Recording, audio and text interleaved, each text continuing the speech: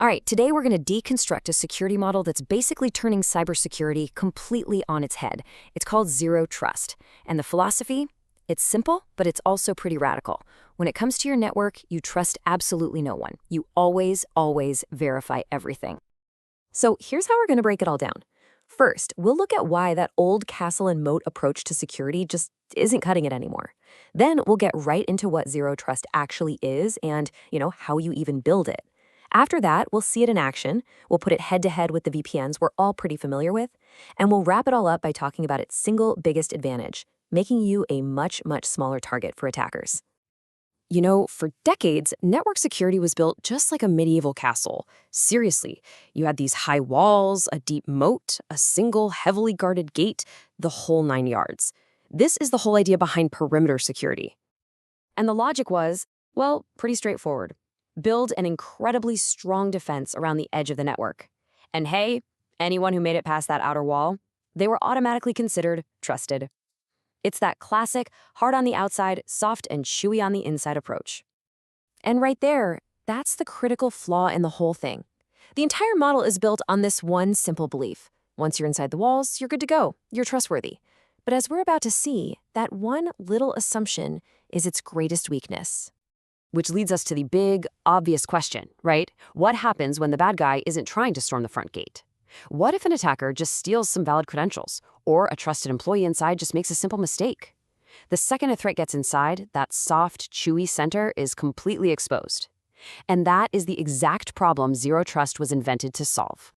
So let's talk about the solution. Look, Zero Trust isn't just a patch on the old model. It literally throws that whole castle and moat idea right out the window. It works on a totally different, maybe a little more cynical, but ultimately way safer principle. So here's the fundamental shift in thinking. With Zero Trust, there is no more inside or outside the network. It just doesn't matter if you're sitting in the office or at your local coffee shop. Every single request to access any resource is treated like a potential threat, and it has to be rigorously verified every single time. It all comes back to that simple mantra: never trust, always verify. So what are the new rules of the road here? Well, a few key principles really stand out. Access isn't like a permanent key anymore. It's granted one session at a time, and with the absolute bare minimum privileges needed to do a job. We call that least privilege. And access is determined by these dynamic policies. What that means is the system isn't just checking who you are, it's also looking at the health of your device, your location, even your recent behavior. So for example, if your antivirus software is out of date, guess what? Your access could be blocked automatically. It's a living, breathing system of continuous monitoring and really strict enforcement. Okay, so that's the philosophy, but how do you actually build a zero trust environment? I mean, it's not a single product you just go out and buy. It's more of an architectural approach that's built on a few proven strategies and some key technologies. It generally comes down to three main approaches. First, identity becomes the new perimeter. So instead of a network wall, who you are is now the central pillar of security. Second, there's microsegmentation. This is cool. It's like having bulkheads in a ship. You divide the network into these tiny, isolated zones. So if one part gets breached, the damage can't spread everywhere. And third, you've got something called a software-defined perimeter, which creates a custom, totally invisible network just for you and the specific app you need to get to. And these approaches, they're all powered by some very specific technologies. You've got identity and access management, or IAM, to control who gets in, and of course, multi-factor authentication, MFA, to prove they are who they say they are. Then you've got monitoring tools like EDR, that stands for Endpoint Detection and Response, to keep an eye on the health of individual devices, and CM systems to watch the entire network for anything that looks suspicious. Now, to really get a good feel for this, let's put it into a context we can all understand. I mean, most of us have used a VPN for remote work at some point. So let's see how the Zero Trust approach, which we call ZTNA or Zero Trust Network Access, is just fundamentally different. And whoa, the difference is stark. A traditional VPN, it basically just extends the castle wall out to wherever you are. It connects you to the entire network, giving you this really broad access and just trusting you once you're in. That creates a huge attack surface. ZTNA, on the other hand, does the complete opposite. It never connects you to the network.